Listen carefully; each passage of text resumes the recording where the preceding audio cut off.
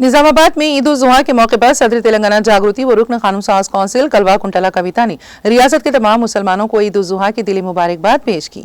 कविता ने इस मौके पर खिताब करते हुए कहा कि ईद उल जुहा हमें कुर्बानी, सब्र, ईसार और आपसी भाईचारे का सबक देती है। हम सबको चाहिए कि इस मौके पर इंसानियत की खिदमत, हम आहंगी और एकजहती के जज्बे को फरोग दें। तेलंगाना की गंगा जमनी तहजीब हमारी शिनाख्त है और हमें मिलजुल कर इस तहजीब को मजीद मजबूत बनाना है।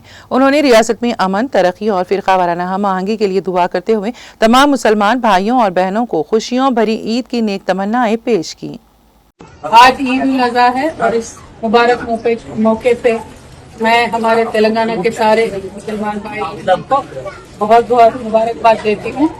आज कुर्बानी की बात होती है, जिस तरीके से इंसान को सबके लिए कुर्बान होते हुए सबको साथ मिलाते हुए चलने का एक बहुत बढ़िया मैसेज इस मौके पे हमें मिलता है।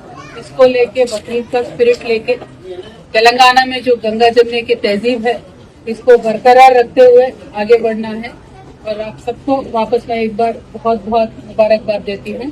और तेलंगाना का जो स्पिरिट है, इसको दिखाने का वक्त है। सबको मिलकर रहने की बहुत बहुत जरूरत है। Thank you. जय तेलंगाना।